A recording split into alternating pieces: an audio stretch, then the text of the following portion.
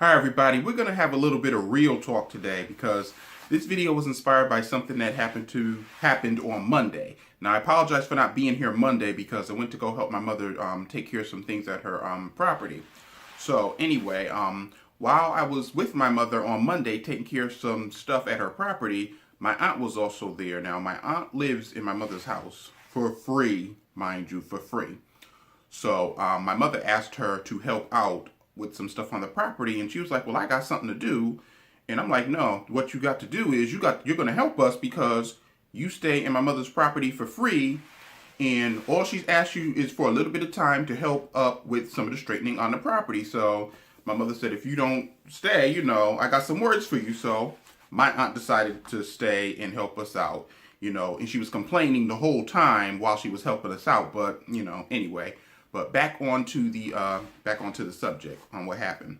So as me and my uncle are cutting down the bushes, cutting the grass, and moving debris and stuff like that, we went to the front, and my mother was up front trimming the hedges. So me and my aunt sat on the porch. I had some water, and she had, I think she was on her cell phone. Then her son came up, and I was talking to her son. But the main thing was she brought up her daughter. Now she has, my aunt has 2 daughters, 3 boys. My aunt has 5 kids.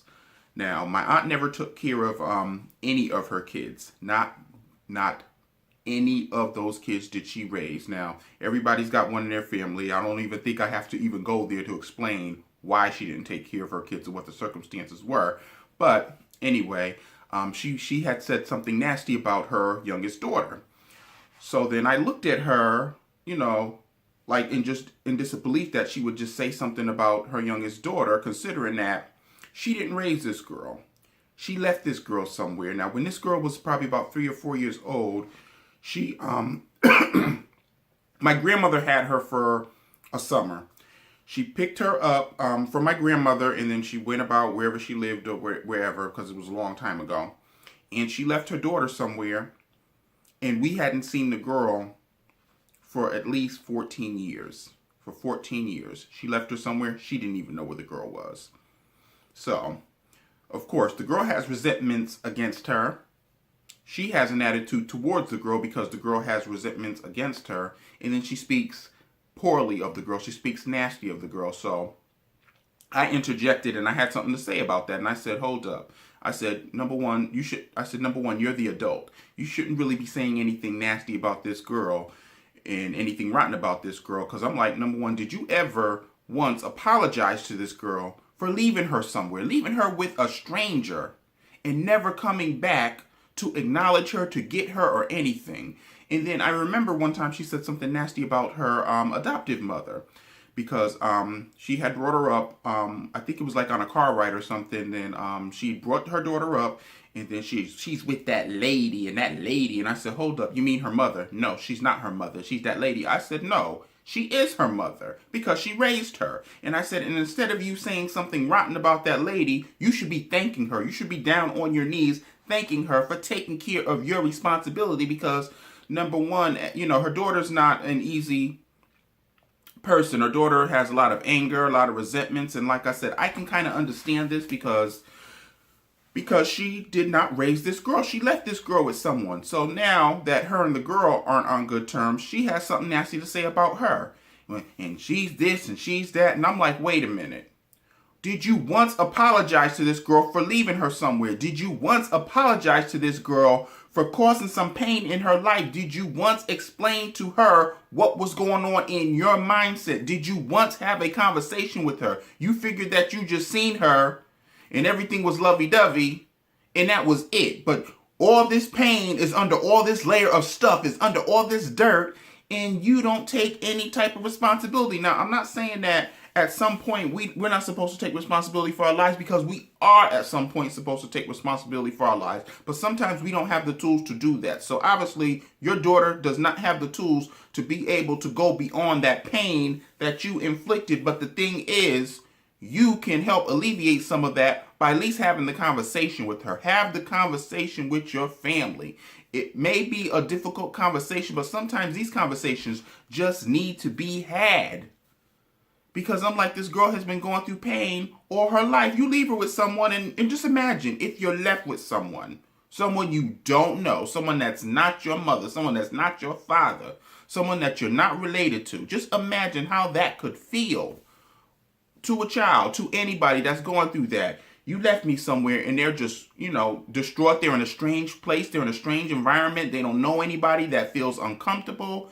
They're crying. They're in pain. They're hurt. And they don't understand. They're wondering when their mother or father is coming back to get them. And they don't come. They don't come. Has anybody that's watching this video ever experienced abandonment at all?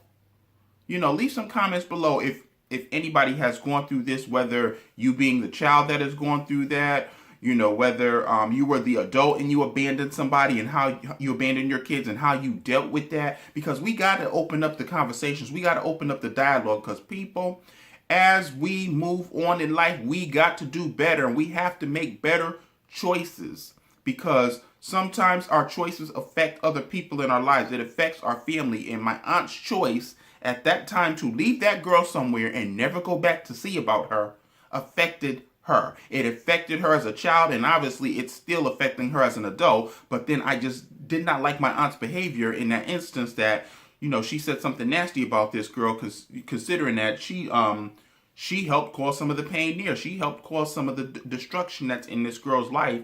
And sometimes, like I said, I talked about the root system, how sometimes we have all this junk and all these weeds and stuff in our root system, and they're never cleaned out, because sometimes we don't talk to people, or we don't have the conversation, or we put our hurts and our feelings and we put it down, and we put all this layer of dirt on it. Eventually it's going to come to the surface. It's going to sprout. Plants come to the surface. Plants, become trees or bushes or whatever.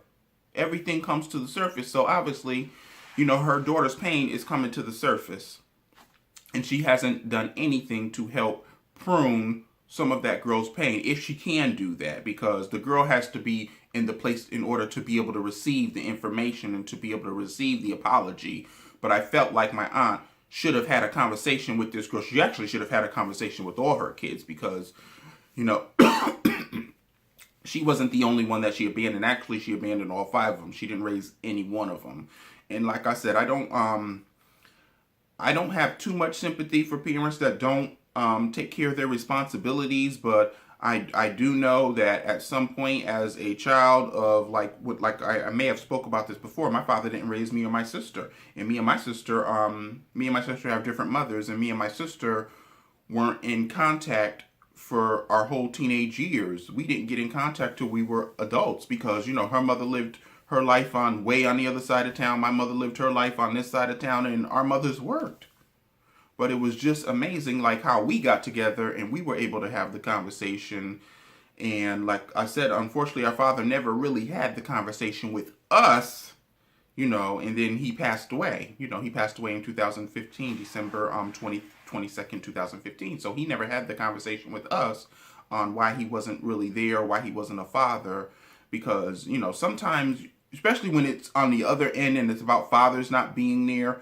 My father had a drug problem. Sometimes some people think it's about money. It's not about money, especially when it's from a child's perspective. Sometimes it's just about your time, about spending time with your children, giving them some attention, acknowledging that they are there, acknowledging to them that, letting them know that they matter. Sometimes that's all it's about. Father. Sometimes it's just about going there, picking that child up. Sometimes you go through financial troubles and stuff like that, but eventually get to the point where you can help support this child, because, that's another subject that we're going to probably talk about next week on Real Talk. But sometimes that's all it's about, because I would go to my grandparents' house, my paternal grandparents, and I would just say, how's he doing? I hope he's well. Tell him to call me and things like that. I wouldn't get a phone call, a message, a letter, or anything. And my grandmother, she loved her kids regardless of their faults or anything like that. I'm not saying she wasn't a tough grandmother, but she saw beyond things that they did, and she loved them. She wrote my father every day when he was in treatment. Every day she wrote him a letter to keep him encouraged. And I'm thinking to myself that you couldn't have written her a letter back, or written your kids to at least let us know that you were alive and you were all right. or something. And I had, when my grandmother died, and also when my father died, I ended up finding all these letters, and there were like drawers and drawers full of letters that she wrote him when he was out of town, or when he was in rehab, or whatever he was doing. And she even said, your son asks about you all the time. I talk to him all the time. Your daughter is asking about you all the time, but just never nothing. But I had to make peace with that. I made peace with that even before he passed away, because one of the things that never really gave me resentment against him is because my mother never had anything bad to say about him my entire life. I didn't even know he had a drug problem until I was actually a teenager. I accidentally found out, and then I went to my mother and I said, well, how come you didn't tell me? She said, well, I didn't think you needed to know, because I didn't want you to kind of disrespect him or anything, because regardless of what your father went through, your father was a good person. He just, he had this problem that he could not shake. He had this addiction that he just could not shake. So, I kind of understood that. So I think that my mother's, tool right there helped me not have any resentment or not have any anger against him.